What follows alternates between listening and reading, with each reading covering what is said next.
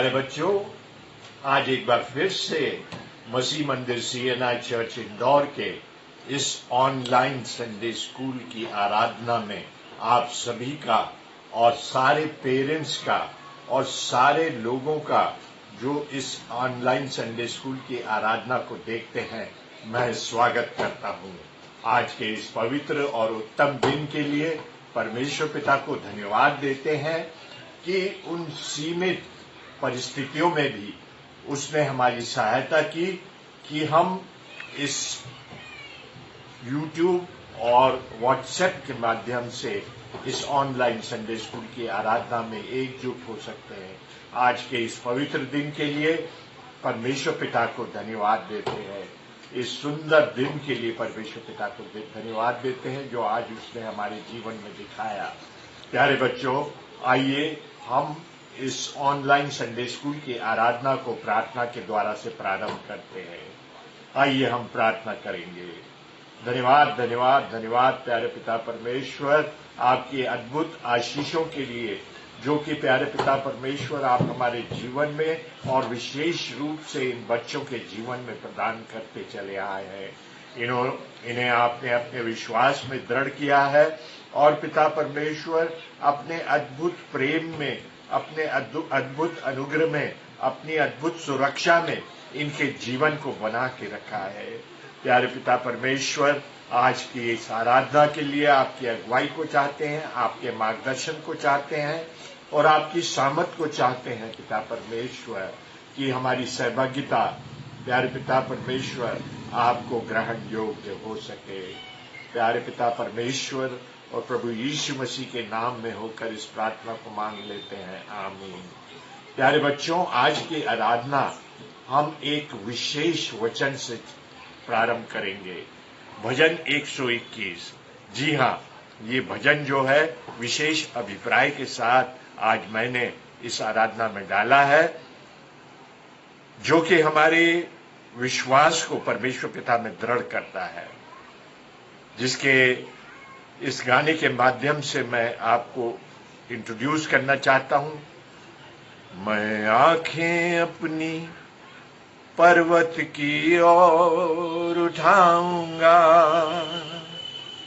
मैं आंखें अपनी पर्वत की ओर उठाऊंगा।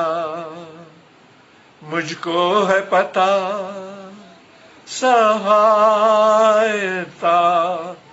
कहाँ से आएगी, मैं आंखें अपनी पर्वत की ओर उठाऊंगा।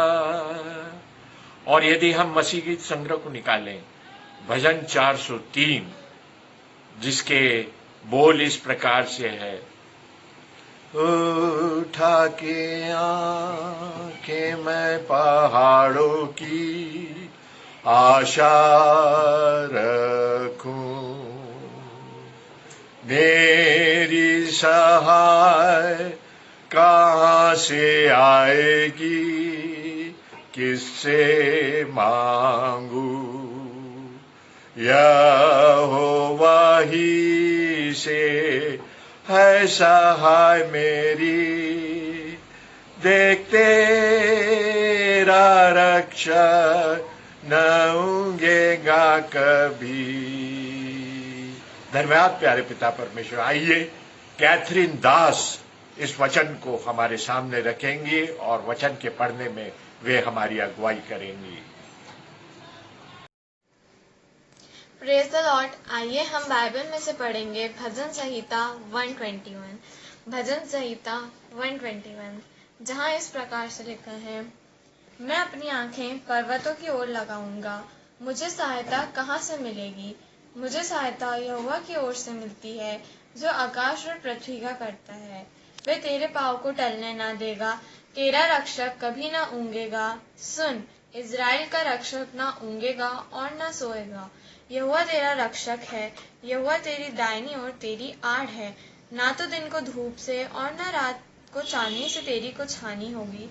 यहोवा सारी विपत्तियों से तेरी रक्षा करेगा, वह तेरे प्राणों की रक्षा करेगा। यहोवा तेरे आने जाने में तेरी रक्षा अब से लेकर सदा तक करता रहेगा। परमेश्वर अपने वचन के पढ़े और सुन जाने पर आशीष दे। आमीन। प्यारे बच्चों, आइए हम उसकी स्तुति महिमा में इस ऑनलाइन संडे स्कूल में आगे बढ़ते हैं।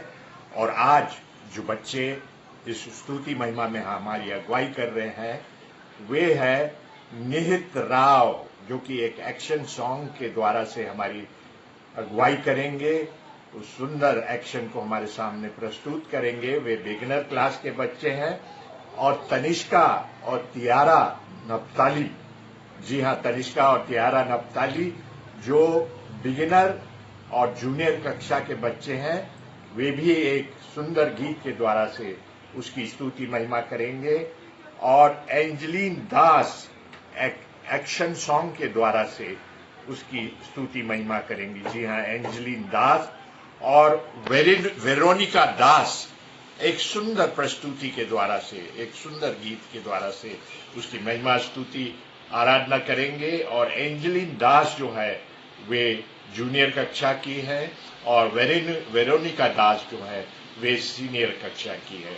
तो आइए हम उसकी स्तुति महिमा में आगे बढ़ते हैं। हेलो, मेरा नाम नीत है। मैं आपके सामने नया सॉन्ग गाने वाला हूँ।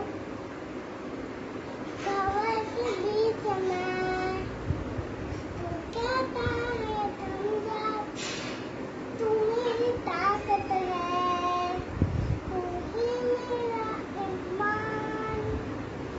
बीच में तू साथ मेरे था, आज भी मेरे साथ है सदा।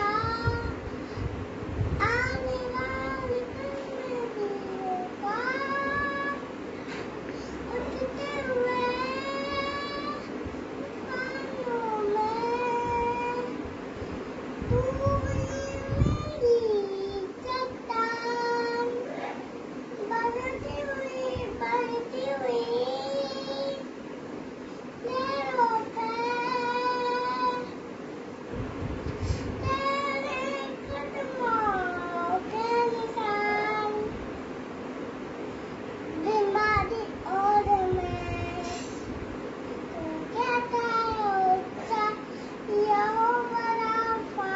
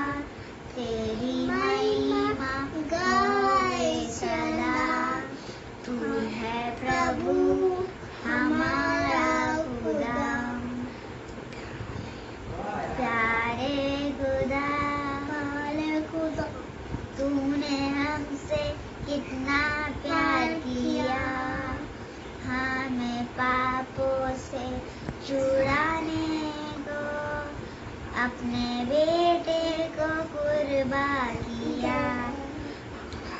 हम गाए हो शाना तुम राजाओं का है राजा, तेरी महिमा गाए सदा, तू है प्रभु हमारा खुदा। Hello friends, praise the Lord में आपके सामने एक एक्शन सॉन्ग गाऊंगी। एक छोटी, दो छोटी, तीन छोटी मछलियाँ, चार छोटी, पाँच छोटी, छह छोटी मछलियाँ, सात छोटी, आठ छोटी, नौ छोटी मछलियाँ जब झील में चलती थीं। नाव में पतरस याकूब यूहन्ना, नाव में पतरस याकूब यूहन्ना, नाव में पतरस याकूब यूहन्ना जब झील में चलते थे। रात भर जाल डाला कुछ ना मिला, रात भर जाल डाला कुछ ना मिला, रात भर जाल डाला कुछ ना मिला जब झील में चलते थे। यीशु ने कहा हाँ फिर जाल डालो, यीशु ने कहा हाँ फिर जाल डालो, यीशु ने कहा हाँ फिर जाल डालो जब झील में चलते थे। उनको बहुत सी मछलियाँ मिल गई, उनको बहुत सी मछलियाँ मिल गई, उनको बहुत सी मछलियाँ मिल गई जब आज्ञा मानते थे। Thank you. मेरा नाम वेरोनिका दास है और मैं आप सबके सामने एक गीत प्रस्तुत करना चाहती हूँ प्रभु की महिमा में। इसके बोले हम हालेलुया कह के उड़ जाने वाले हैं। आइए हम इसे गाते हैं एक साथ। हम हालेलुया कह के, हम हालेलुया कह के उड़ जाने वाले हैं, उड़ जाने वाले हैं। हम हालेलुया कह के, हम हालेलुया कह के उड़ जाने वाले हैं, उड़ जाने वाले हैं। यीशु इब्ने खुदा जब आया, इंसान का कर्ज चुकाया।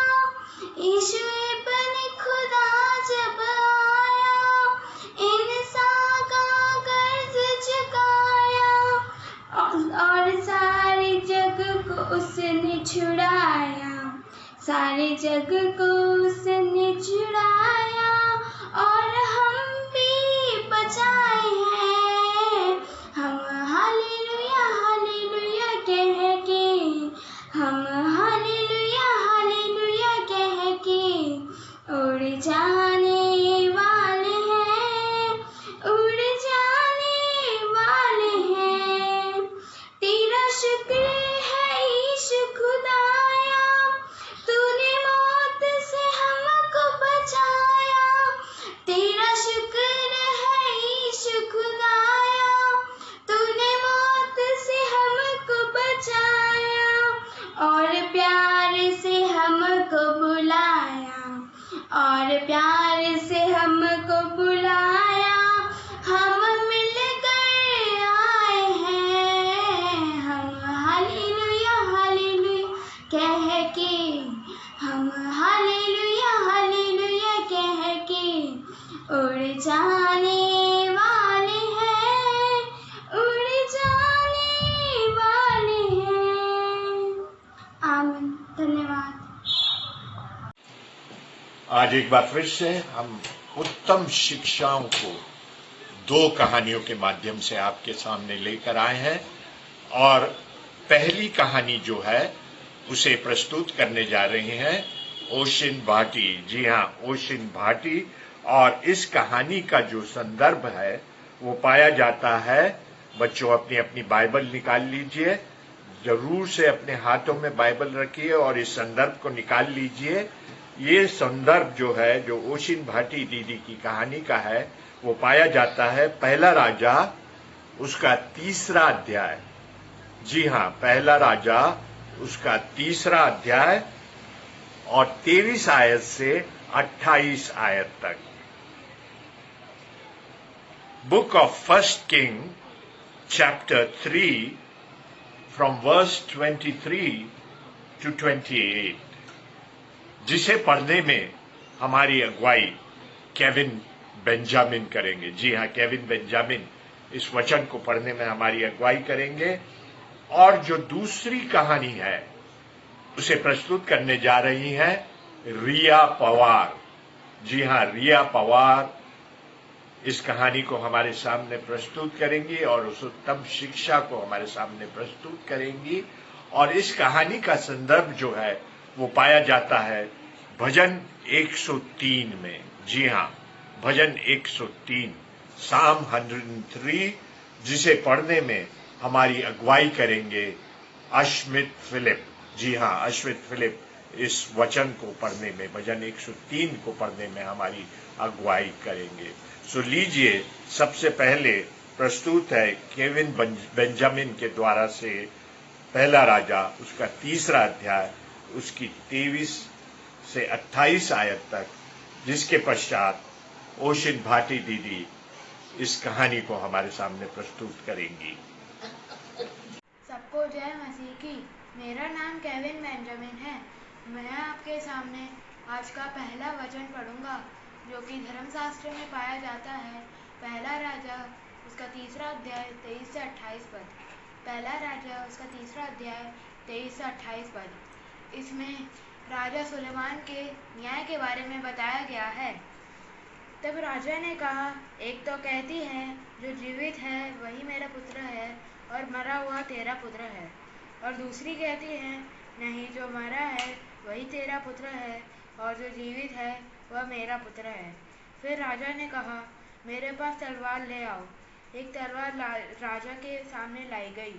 तब राजा बोला, जीवित बालक को 2 टुकड़े करके आधा इसको और आधा उसको दो। तब जीवित बालक की माता का मन अपने बेटे के स्नेह से भर गया और उसने राजा से कहा, हे मेरे प्रभु, जीवित बालक उसी को दे, परंतु उसको किसी भांति न मार। दूसरी स्त्री ने कहा, वह ना तो मेरा बालक हो और न तेरा, वह 2 टुकड़े किया जाए। तब राजा ने कहा, पहली को जीवित बालक दो, किसी भांति उसको न मारो, क्योंकि उसकी माता वही है। जो न्याय राजा ने चुकाया था उसका समाचार समस्त इस्राएल को मिला और उन्होंने राजा का भय माना, क्योंकि उन्होंने यह देखा कि उसके मन में न्याय करने के लिए परमेश्वर की बुद्धि है। परमेश्वर अपने वचन के पढ़े और सुने जाने पर आशीष दे। धन्यवाद। हम पवित्र शास्त्र बाइबल में से निकाल ले भजन संहिता 103। हम पहले 1 से लेके 5 तक पढ़ेंगे, फिर 11 से लेके 13 तक। हे मेरे मन, यहोवा को धन्य कह और जो कुछ मुझ में है वह उसके पवित्र नाम को धन्य कहे। हे मेरे मन, यहोवा को धन्य कह और उसके किसी उपकार को ना भूलना। वह तो तेरे सब अधर्म को क्षमा करता और तेरे सब रोगों को चंगा करता है। वह तो तेरे प्राण को नष्ट होने से बचा लेता है और तेरे सिर पर करुणा और दया का मुकुट बांधता है। वह तो तेरे लालसा को उत्तम पदार्थों से तृप्त करता है, जिससे तेरी जवानी उकाब के समान नई हो जाती है। अब हम 11 से लेकर 13 तक पढ़ेंगे। जैसे आकाश पृथ्वी के ऊपर ऊंचा है, वैसे ही उसकी करुणा उसके डरवियों के ऊपर प्रबल है। उद्याचल अस्ताचल से जितनी दूर है, उसने हमारे अपराधों को हमसे उतनी ही दूर कर दिया है। जिससे पिता अपने बालकों पर दया करता है, वैसे ही यहोवा अपने डरवियों पर दया करता है। परमेश्वर अपने पढ़े और सुने जाने पर आशीष दे। आमीन। सभी बच्चों को praise the Lord. I hope सब अपने घर में सेफ होंगे। So in today's Sunday school class we're gonna see the story of Solomon, जो कि पाई जाती है पहला राजा उसका 3रा अध्याय वर्स 16 to 28। जब किंग सोलोमन ने पिता परमेश्वर से बुद्धि को मांगा तो पिता परमेश्वर ने उसे भरपूर रूप से बुद्धि को दिया और उसके एज अ किंग उसके लाइफ में वो बुद्धि बहुत काम आई। सो हम देखते हैं कि कैसे सुलेमान ने अपनी बुद्धि का इस्तेमाल किया।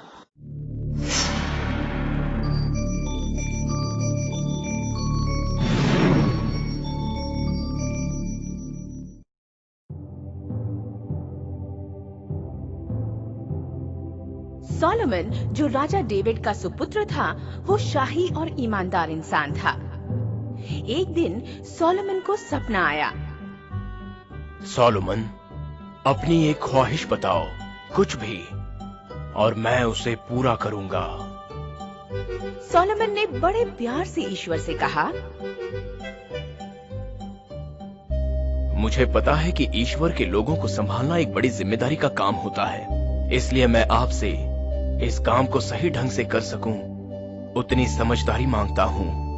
मैं तुम्हारी ख्वाहिश से खुश हूं।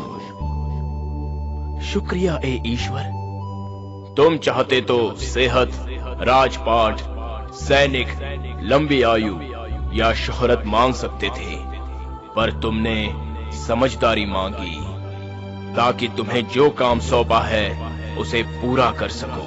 इसलिए मैं तुम्हें ऐसी समझदारी दूंगा जो किसी ने ना पहले देखी होगी और ना कभी देख पाएगा। उसी के साथ सेहत, इज्जत और सुरक्षा भी देता हूँ जो तुमने मांगी नहीं है। वादे के अनुसार ईश्वर ने सोलोमन को अनदेखी समझदारी तोहफे में दी।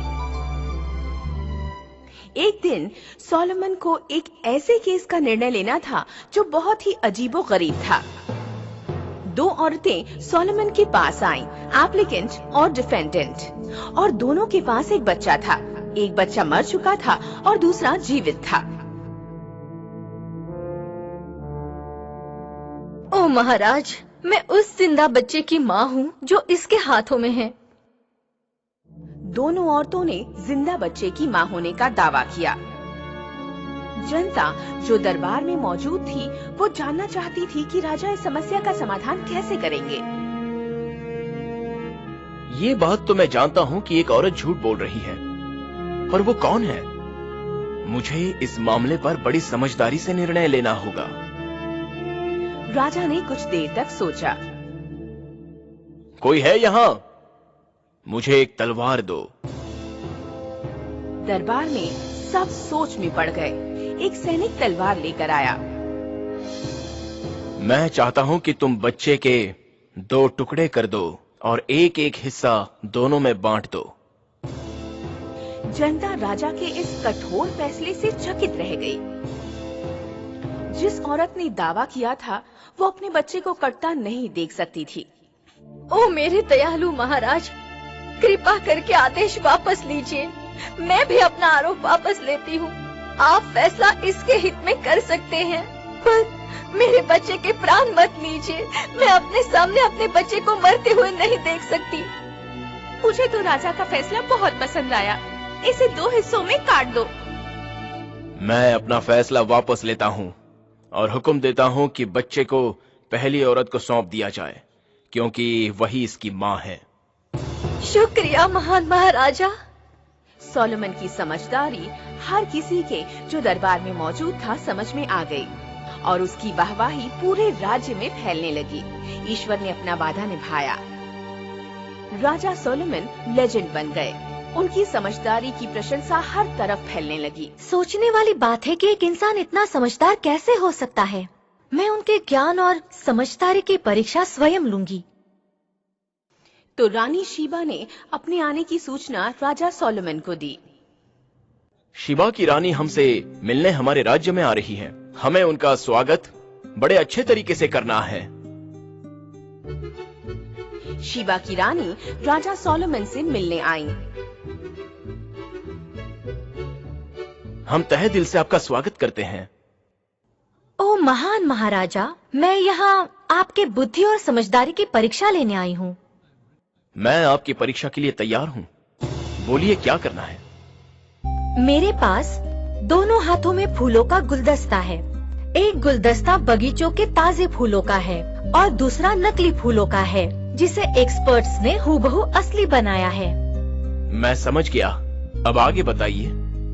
अब आपको ये बताना है कि कौन से असली फूल है, जो मेरे दाहिने हाथ में है वो या जो मेरे बाएं हाथ में है वो। राजा सोलोमन ने कुछ देर तक सोचा। ये सवाल तो पेचीदा है। कौन सा वाला असली होगा? मैं तो उलझन में पड़ गया हूँ। अब कैसे पता लगाऊं? उसने अपनी आंखें बंद की तो उसे एक किस्सा याद आया। मैंने मक्खियों को फूलों के पास भिनभिनाते हुए देखा है। मक्खियां ताजे फूलों के अंदर के शहद की तरफ आकर्षित होती हैं। ये तरकीब तो जरूर काम करेगी। कौन है वहां पर? महल की खिड़कियां तुरंत खोल दी जाएं। एक नौकर ने खिड़कियां खोली। थोड़ा समय बीता। सबने देखा कि 2 मक्खियां खिड़की के अंदर आ रही थीं। शीबा की रानी सोच में पड़ गई कि राजा आखिर क्या कर रहे हैं। मक्खियां उन फूलों पर जाकर बैठीं जो रानी के बाएं हाथ में थे। जो फूल आपके बाएं हाथ में है वही असली फूल है। बहुत बढ़िया। पर मेरे पास और भी मुश्किल भरे सवाल हैं आपके सामने रखने के लिए। मैं आपके हर सवाल का जवाब देने के लिए तैयार हूँ। वो कठिन सवाल पूछती गईं और सोलोमन सब सही जवाब देते गए। मैं आपके समझदारी की दीवानी हो गई हूँ। राजा ने उन्हें तोहफों से नवाजा और वो अपने राज्य लौट गईं। आई होप सभी को ये स्टोरी समझ आई होगी और आपने देखा कि कैसे किंग सोलोमन ने अपनी बुद्धि का इस्तेमाल करके अपने किंगडम के लिए अच्छे फैसले लिए और सही फैसले लिए। जब सोलोमन ने अपने लिए बुद्धि को मांगा कि वो अपने राज्य के लिए अच्छा करे तो पिता परमेश्वर ने उसे बुद्धि दी।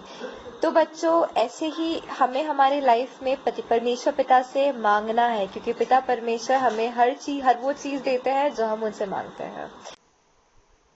Hi everyone, praise the Lord. I hope सब लोग ठीक हैं, हेल्दी हैं। मोस्ट इम्पोर्टेंटली सब लोग खुश हैं, क्योंकि आज मैं तो खुश हूँ क्योंकि आपके साथ आपके बीच में आके आज की जीसस स्टोरी आपके साथ शेयर करने का मौका मुझे मिला। तो आज जो हम स्टोरी देखने वाले हैं वो हमें बाइबल में मिलती है नए नियम में। लूक उसका चैप्टर 19, लूका उसका 19वां चैप्टर वर्सेस 1 to 10, जहाँ पे जो स्टोरी लिखी है वो है एक चुंगी लेने वाले व्यक्ति की। चुंगी लेने वाला मतलब टैक्स कलेक्टर। एक टैक्स कलेक्टर की स्टोरी है जिसका नाम था जक्कई।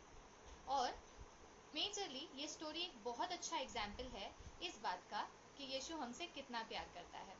तो यहाँ पे जो दृष्टांत लिखा है या जो स्टोरी लिखी है वो है कि जब यीशु जक्कई से मिला तो जक्कई के जीवन में एक बहुत बड़ा चेंज आया।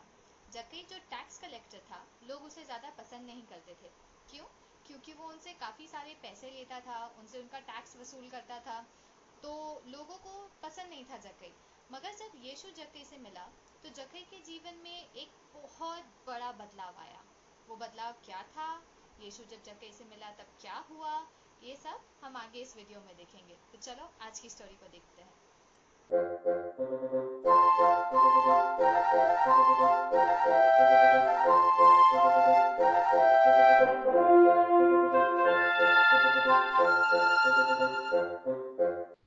और यरीहो नामक शहर में एक जक्कई नाम का व्यक्ति रहता था।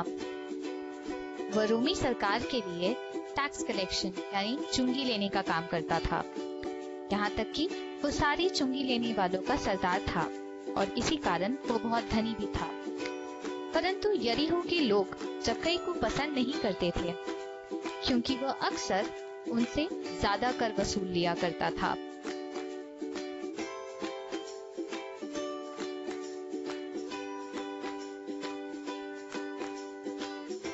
एक दिन यीशु यरीहो में प्रवेश करके वहां से जा रहा था। तब जक्कई ने काफी बड़ी भीड़ को उसके पीछे होते हुए देखा। जक्कई यीशु के पीछे पीछे उसे जानने के लिए गया, परंतु वह यीशु को देख ना पाया, क्योंकि भीड़ बहुत थी और वह एक नाटा व्यक्ति था और वह यीशु को देखने का बार बार प्रयत्न करता रहा।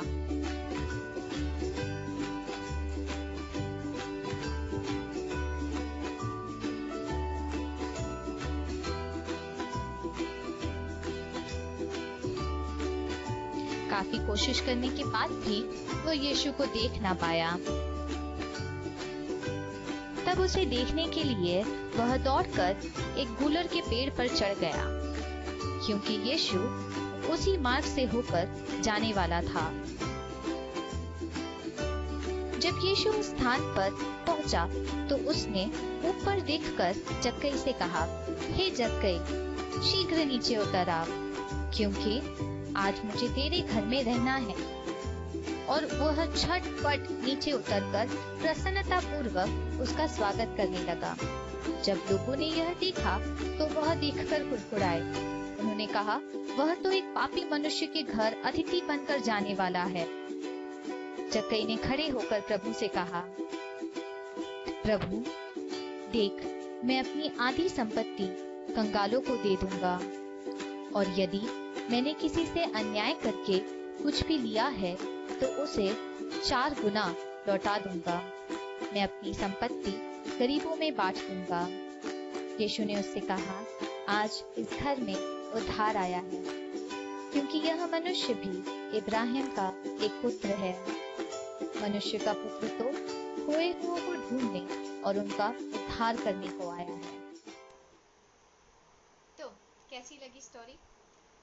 आज का जो बाइबल पाठ हमारे बीच पढ़ा गया, भजन संहिता 103, जिसमें परमेश्वर हमसे कहता है कि उदयाचल से लेके अस्ताचल यानी ईस्ट से वेस्ट जितना दूर है, परमेश्वर हमारे पापों को हमसे उतना ही दूर करता है। परमेश्वर हमसे प्यार करता है, वो दया करने वाला परमेश्वर है। हम जानते हैं यीशु हम सबसे बहुत प्यार करता है। इसी तरह जब यीशु जक्कई से मिला, उसने उसे ये नहीं कहा कि तू टैक्स कलेक्टर है, बुरा इंसान है, मुझसे दूर हो जा। नहीं, उसने उसे एक्सेप्ट किया। उसे कहा कि मैं तुझसे प्रेम करता हूँ, तू अब्राहम का बेटा है, और आज इस घर में तेरे जीवन में उद्धार आया है। मतलब वो परमेश्वर का बेटा कहलाएगा इसके बाद से। उसके बुरे होने से, उसके पास्ट लाइफ से जीसस ने उसे बाहर निकाला। सबसे इम्पोर्टेंट चीज़ यहाँ पे ये है कि यीशु हमसे प्यार करता है, ये तो हम सब जानते हैं। वो हमें एक्सेप्ट करता है, ये भी हम जानते हैं। पर हमें बनना है जक्कई जैसा। जब उसे यीशु के बारे में पता चला, वो भागते हुए गया देखने के लिए कि जीसस क्या कह रहा है, कैसा है, कौन है। उसमें वो इच्छा थी, वो जानने की इच्छा थी कि यीशु कौन है, कैसा है। जब यीशु ने उसे बुलाया तो वो झट उस पेड़ से नीचे उतर आया। उसने सोचा नहीं, उसने टाइम नहीं लगाया, बहुत खुशी खुशी वो जीसस को अपने घर लेके गया। ऐसे ही जब जीसस हमसे बात करते हैं, हमारे अंदर वो एक इच्छा होनी चाहिए, वो एक प्यार होना चाहिए जीसस के लिए कि हम उसकी बात सुने, हम उसके वचन को पढ़े, हम प्रार्थना करें। और जब जीसस हमसे पलट के बात करे, हम झट उसके पीछे हो ले। जो चीज़ वो हमसे करवाना चाहता है या जो चीज़ वो हमारे जीवन से चाहता है, जैसे वो जक्कई से चाहता था, जक्कई ने अपनी संपत्ति दान कर दी, उसने अपने रास्ते बदल दिए, उसने अपनी ज़िंदगी बदल दी। किस लिए? क्योंकि वो जानता था कि यीशु उससे क्या चाहता है, यीशु का प्रचार क्या है। और जब हम सुनते हैं, संडे स्कूल में सुनते हैं, चर्च में सुनते हैं, हमारे मम्मी पापा हमें बताते हैं कि अच्छी बातें और बुरी बातें कैसी है, तो जब परमेश्वर का वचन हमारे पास पहुंचता है, हमें उसे मना नहीं करना है, हमें उसे ना नहीं कहना है, बल्कि झट उसे सुन के अपने जीवन में अप्लाई करना है, जैसे जक्कई ने करा था। और इसके बाद यीशु जक्कई से जिस तरह कहता है, वैसे ही हमसे भी कहेगा कि वो हमसे प्यार करता है और हमारे जीवन में उद्धार यानी कि ढेर ढेर सारी ब्लेसिंग्स को भेजेगा। ठीक है? तो आज की स्टोरी का मॉडल यही है कि हमें यीशु की आवाज़ को सुनना है, उसे फॉलो करना है और उसे प्यार करना है। तो आई होप आप सबको आज की स्टोरी पसंद आई होगी। इसी तरह जब परमेश्वर से हम बात करें और वो हमें कुछ बुलाहट दे, हमें उसे सुनना है, उसके वचन को मानना है। और आई होप कि आज की स्टोरी से आपने ये सीखा। अब जब तक हम नेक्स्ट मिलते हैं, तब तक के लिए all of you take care, stay healthy, stay safe, अपने मम्मी पापा की बात सुनो, पढ़ाई करो, एंजॉय करो और प्रेयर करो। मोस्ट इम्पॉर्टेंटली अपना ध्यान रखो। एंड सबको मेरी तरफ से एक प्यारा सा praise the Lord. Bye, take care. इन सुंदर कहानियों के लिए और उसके द्वारा से जो उत्तम शिक्षा पवित्र वचन के माध्यम से निकली है, मैं परमेश्वर पिता को धन्यवाद देता हूं। बच्चों, इसकी शिक्षा को अपने मन, शरीर, आत्मा में उतार लेना और इन शिक्षाओं का अपने जीवन में अनुसरण करना। धन्यवाद इन सुंदर कहानियों के लिए। इस समय हम प्रार्थना, विनती और निवेदन करेंगे, क्योंकि हमारे सामने 2 बर्थडे रिक्वेस्ट आई है। जी हां, आज तनिष्का नप्ताली और तियारा नप्ताली जो कि मिस्टर शिटी नफ्ताली और मिसिस मीना नफ्ताली की डॉटर्स हैं, और मिस्टर कमलेश नफ्ताली और मिसिस रेखा नफ्ताली की ग्रैंड डॉटर्स हैं। आइए हम प्रार्थना में जाएंगे और उन दोनों बच्चों के लिए हम परमेश्वर पिता को धन्यवाद देंगे उनके जीवन के लिए। वे जूनियर और बिगिनर कक्षा के हमारे संडे स्कूल के बच्चे हैं। आइए हम प्रार्थना करें। धन्यवाद धन्यवाद धन्यवाद प्यारे पिता परमेश्वर, धन्यवाद देते हैं तनिष्का और तियारा के जीवन के लिए, उनके उस अद्भुत प्रेम के लिए जो वो आपसे करते हैं, उनके उस समर्पण के लिए जो कि वे प्यारे पिता परमेश्वर अपने जीवन में आपके प्रति प्रकट करते हैं, और इस सहभागिता के लिए वे निरंतर पिता परमेश्वर लालायित रहते हैं। आपने अद्भुत रीति से उन्हें आशीषित किया है, और माता पिता का और दादा दादी का अनुग्रह और उनका मार्गदर्शन और उनकी उत्तम परवरिश उनके जीवन के द्वारा से इन दोनों बच्चों की, तनिष्का और तियारा के जीवन की होने पाई है। प्यारे पिता परमेश्वर, उनके जीवन के लिए धन्यवाद देते हुए आपसे प्रार्थना विनती करते हैं कि उनका भविष्य आप में सुरक्षित रहे। उन्हें हर प्रकार की विपरीत परिस्थितियों से, हर प्रकार की शारीरिक दुर्बलताओं से, हर प्रकार के संक्रमण से बचा के रखना और एक उत्तम आशीषित और विश्वासी जीवन पर प्रदान करना। थैंक यू जीसस, उनके उस अद्भुत विश्वास के प्रति जो इस प्रार्थना की पिता परमेश्वर बुलाहट के द्वारा से उन्होंने अपने जीवन में प्रकट की। इस विनती को आपके प्रिय पुत्र हमारे प्रभु यीशु मसीह में होकर के मांग लेते हैं, आमीन। 1 2 3 4 Hey, it's your birthday. Hey, it's your day. Hey, it's your birthday, so let us celebrate. Hey, it's your birthday. Hey, it's your day. Hey, it's your birthday, so let us celebrate. Hey, it's your birthday. Hey, it's your day. Hey, it's your birthday, so let us celebrate. Hey, it's your birthday. प्यारे बच्चों, हम इस online Sunday school की समाप्ति की ओर आ गए हैं, परंतु इससे पहले कि हम इसे समाप्त करें, मैं ये आपको बता देना चाहता हूं कि तनिष्का और तियारा, जिनकी प्रार्थना रिक्वेस्ट हमारे पास आई थी बर्थडे के लिए हमने प्रार्थना की, उनका आज अर्थात आज संडे को 26 तारीख को उनका बर्थडे मनाया जा रहा है। परमेश्वर उन्हें आशीष दे। और मैं एक और आह्वान आपसे करना चाहता हूं और एक और सूचना आपको देना चाहता हूं कि एक बार फिर से 2 अगस्त को रविवार 12 बजे हम इस YouTube और WhatsApp के माध्यम से ऑनलाइन संडे स्कूल की सहभागिता को करेंगे। तो आप जरूर से इसमें अपनी उपस्थिति को प्रदान कीजिए। आइए हम प्रभु की प्रार्थना के द्वारा से इस ऑनलाइन संडे स्कूल को समाप्त करते हैं। हे हमारे पिता, तू जो स्वर्ग में है, तेरा नाम पवित्र माना जाए, तेरा राज्य आए, तेरी इच्छा जैसे स्वर्ग में पूरी होती है वैसे इस पृथ्वी पर भी पूरी हो।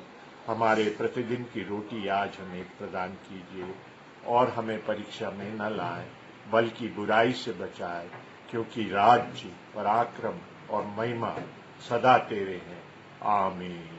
Thank you Jesus, thank you Lord, hallelujah, आमीन। आज की सुंदर सहभागिता के लिए जो बच्चों के साथ होने पाई, परमेश्वर पिता को धन्यवाद देते हैं, आमीन।